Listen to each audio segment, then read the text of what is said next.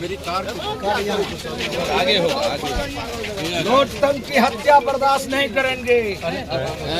सहरसा, शुक्रिया यहाँ के सभी लोग, हमारे कार्यकर्ता, सभी दलों के कार्यकर्ता, नेतागण।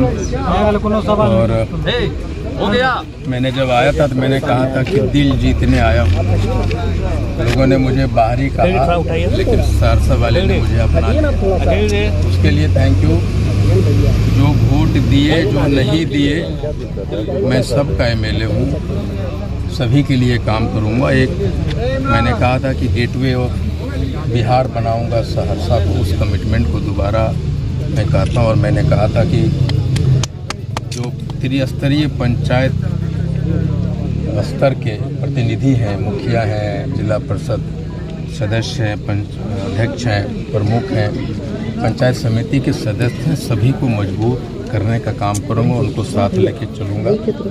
और मैंने ये भी कहा था कि जितने भी पदाधिकारी हैं, हमारे और आपके बीच का कड़ी होता है, जनप्रतिनिधि और जनता के बीच का कड़ी होता है पदाधिकारी।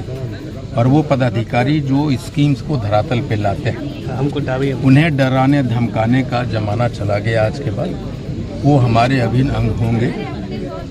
मैं समझ सकता हूँ कि उनके साथ बहुत सारी मजबूरियाँ होती हैं, लेकिन हम उस मजबूरियों को साथ लेके चलेंगे, उनसे मित्रवत व्यवहार करेंगे। उन्हें सर्किट में हाउस में बुला के उन्हें डांटने फटकारने वाला काम नहीं होगा।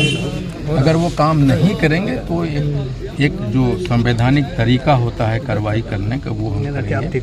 लेकिन एक बार पुनः कि मेरी जो प्रायोरिटी होगी, सहरसा जो भारत के सबसे गंदे सीटों में सिटी में है, उसको हम कैसे पब्लिक रिस्पॉन्सिबिलिटी के साथ उसको क्लीन कर सकते हैं। और हम यहाँ के जो यंगस्टर हैं, जो बच्चे हैं, जो नौजवान हैं, उनसे मैं बात करूंगा, उनके सपनों को साकार करने की कोशिश करूंगा। साथ ही उन्हें बताने की कोशिश करूंगा कि अगर सड़क के किनारे में आपके 5 करोड़ का घर है, अगर वो गंदगी आपके घर के सामने है, तो वो जो 5 करोड़ का बंगला है वो किसी काम का नहीं है।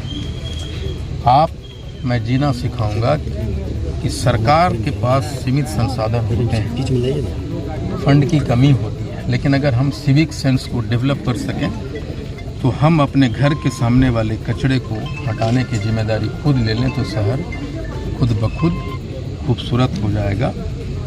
और मुझे लगता है कि आज से जो मैंने कहा था कि चीयर अप, सहरसा को चीयर अप करने का समय आ गया। ये टैक्स फ्री सहरसा बनेगा। आईपी गुप्ता न टैक्स लेगा, न किसी को लेने के लिए कहेगा। मैं हो सकता है कि मैं बहुत सारे काम को नहीं कर सकूं, लेकिन एक ईमानदार प्रयास करूंगा, ये दिखेगा। सर, आप लोग बिहार में मानना है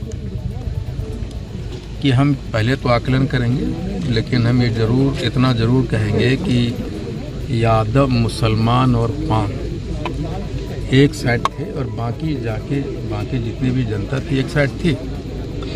और कहीं न कहीं हम अपनी एजेंडा को, समय बहुत कम था हमारे पास तैयारी करने का, हम अपनी एजेंडा को, अपनी बातों को लगता है कि जनता तक पहुंचाने में वो सफल रहे। उसका परिणाम ये हो सकता है, लेकिन ये लोकतंत्र है और इस लोकतंत्र में जो जनता का मैंडेट होता है, हम उसको स्वीकार करते हैं, सम्मान करते हैं। और हम मुबारकबाद देना चाहेंगे, अपनी बधाई देंगे जो अपकमिंग सरकार है। हम सरकार के साथ मिल के सहरसा के लिए काम करेंगे। Thank you.